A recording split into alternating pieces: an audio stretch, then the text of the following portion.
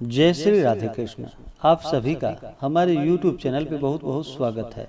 आइए जानते हैं वर्ष 2023 अपरा एकादशी व्रत के शुभ मुहूर्त के बारे में, पारण समय के बारे में, पूजन विधि के बारे में, व्रत महत्व नियमों के बारे में संपूर्ण जानकारियाँ की प्राप्ति के लिए वीडियो को अंत तक जरूर देखें। ज्येष्ठ माह के कृष्ण पक्ष में पड़ने वाली एकादशी को इसे अपरा एकादशी के नाम से जाना जाता है और इसे जो कि अचला एकादशी, जल क्रीड़ा एकादशी आदि नामों से जाना जाता है। अपरा एकादशी के व्रत में इस दिन विशेष प्रकार से भगवान विष्णु, माता लक्ष्मी और भगवान विष्णु के त्रिविक्रम स्वरूप का पूजन किया जाता है। यह व्रत जो कि सभी प्रकार के पापों को नष्ट करने वाली है। यह व्रत महान यश प्रदायक व्रत है। ब्रह्म हत्या, भूत प्रेत पिशाच योनि से मुक्तिदायक है। पर निंदा आदि पाप कर्म नष्ट हो जाते हैं। यह व्रत जो कि लक्ष्मी नारायण को अति प्रिय है। इस व्रत में शेष शैया पर विराजमान लक्ष्मी नारायण जी की पूजा करने से व्यक्ति के सभी प्रकार के पापों का नाश होता है। एक वर्ष में 24 एकादशी का व्रत होता है। वहीं पे अधिक मास होने पर 2/26 एकादशी का व्रत होता है। और एकादशी का व्रत जो कि हर माह के कृष्ण पक्ष और शुक्ल पक्ष की एकादशी तिथि के दिन इस व्रत को किया जाता है।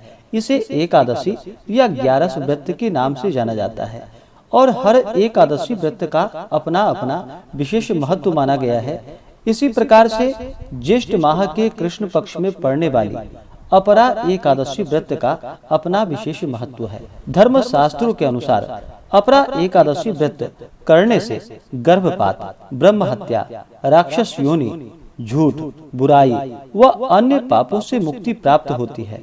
इस व्रत को करने से मनुष्य को तीनों पुष्करों में स्नान के समान, गंगा जी के तट पर पिंडदान के समान और कार्तिक मास में स्नान के समान, सूर्य चंद्र ग्रहण में, कुरुक्षेत्र में यज्ञ, दान एवं स्नान के पुण्य के समान फलों की प्राप्ति होती है।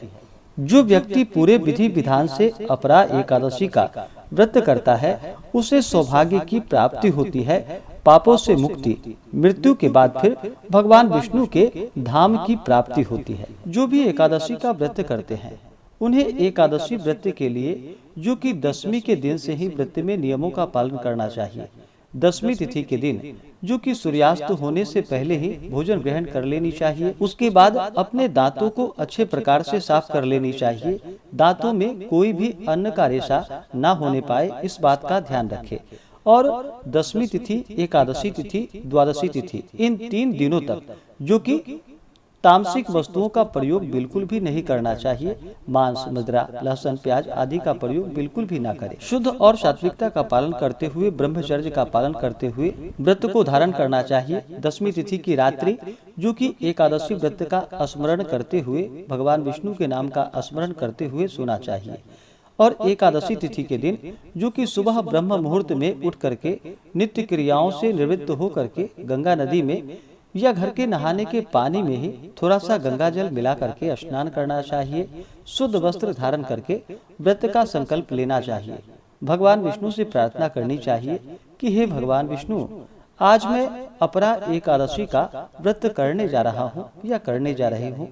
इस प्रकार से भगवान से प्रार्थना करें कि यह व्रत मेरा निर्विघ्न पूरा हो और हमें पुण्य फलों की प्राप्ति हो। हमारे सभी प्रकार के दैविक, दैहिक और भौतिक सभी प्रकार के पाप और ताप नष्ट हो जाएं। इस प्रकार से भगवान से प्रार्थना करें। आपके मन में जो भी इच्छा हो, जो भी कामना हो, वह प्रभु से कहें। और एकादशी तिथि के दिन जो कि दिन रात उपवास रहते हुए व्रत को धारण करना चाहिए। जो उपवास नहीं रह पाते हैं, जिनका स्वास्थ्य सही ना हो, वो एक समय फलाहार ग्रहण करे और एकादशी तिथि के दिन जो कि सुबह और शाम के वक्त पूरे विधि विधान के साथ भगवान विष्णु, माता लक्ष्मी का पूजन करे, कथा श्रवण करे। इस दिन ओम नमो भगवते वासुदेवाय आदि मंत्रों का जप करना चाहिए या श्री कृष्ण गोविंद हरे मुरारी इन मंत्रों का उच्चारण करते रहना चाहिए। मन ही मन जहाँ तक हो सके भगवान नाम का स्मरण अवश्य ही करनी चाहिए। इससे पुण्य फलों की प्राप्ति होती है। इस प्रकार से एकादशी के दिन सुबह और शाम के वक्त भगवान का पूरे विधि विधान के साथ पूजन करे, कथा श्रवण करे, विष्णु सहस्त्र नाम आदि का पाठ या श्रवण करे।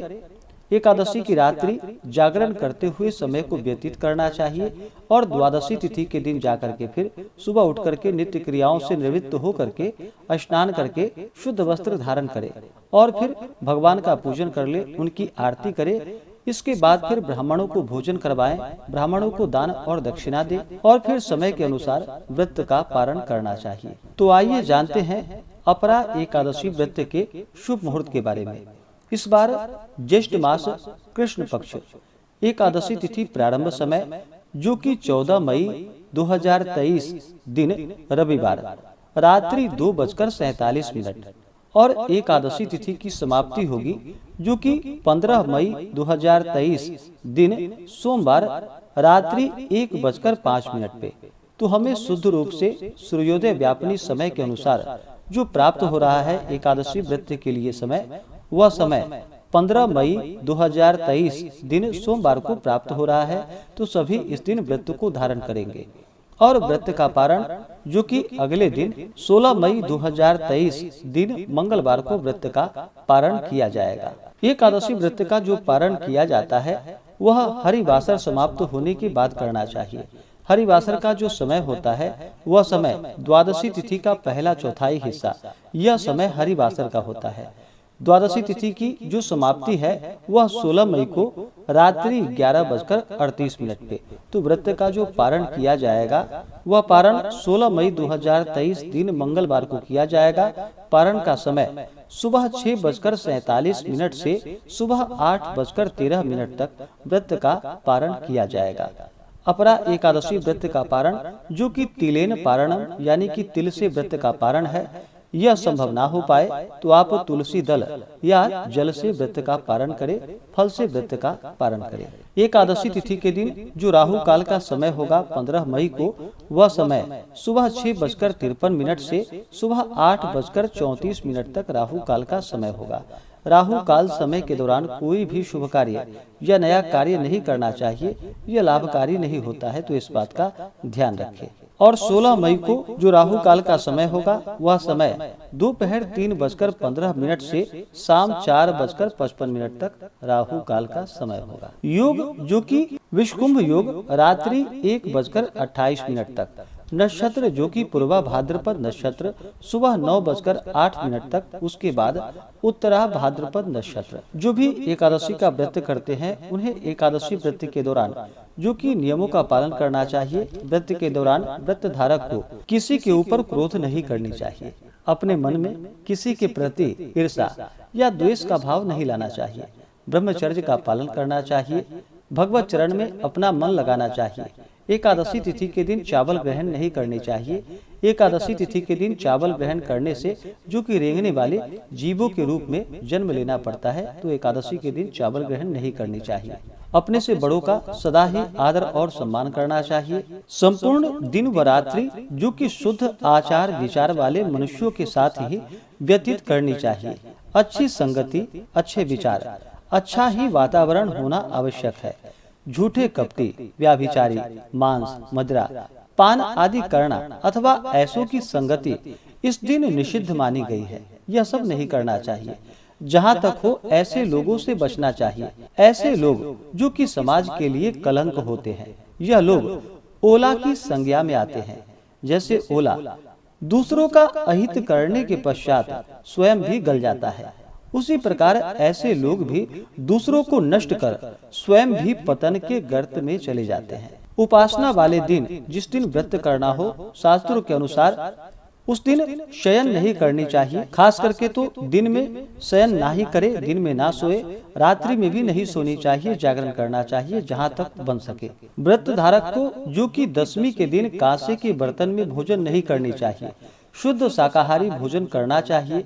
मसूर की दाल, कोदो, चावल, साग, दूसरे की घर की खाद्य सामग्री आदि भोजन ये सब नहीं करनी चाहिए। एकादशी के दिन जुआ नहीं खेलनी चाहिए। दिन में निद्रा नहीं लेनी चाहिए।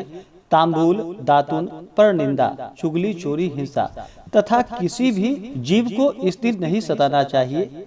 द्वादशी के दिन भी कांसे के पात्र में भोजन, मांस, मदिरा, मधु, तेल, मिथ्या भाषण। इस दिन अपरा एकादशी के व्रत में इस दिन भगवान के पूजन के लिए चाहिए कि जो भी व्रत धारक हैं, अगर मंदिर में भगवान का पूजन कर रहे हो तो मंदिर में कर ले, यह अनंत गुना पुण्य फलदायी माना गया है। नहीं तो घर पे ही करते हो तो घर पे पूजन के लिए एक अच्छा सा जगह ले, उस जगह को अच्छे से पवित्र करके, जैसे कि मान लीजिए अपने घर के ईशान कोण में सबसे अच्छा पूजन के लिए है, तो वहाँ पे अच्छे से साफ करके गंगा जल छिड़के और फिर भगवान के पूजन के लिए एक आसन लगाए, चौकी लगा करके उस पे पीला वस्त्र बिछा करके लक्ष्मी नारायण की फोटो या प्रतिमा को स्थापित करे। वहीं पे अपने लिए एक आसन लगाए और फिर उस पे जो कि पूर्व या उत्तर दिशा की ओर मुख करके बैठना चाहिए और फिर भगवान का पूरे विधि विधान के साथ पूजन करना चाहिए।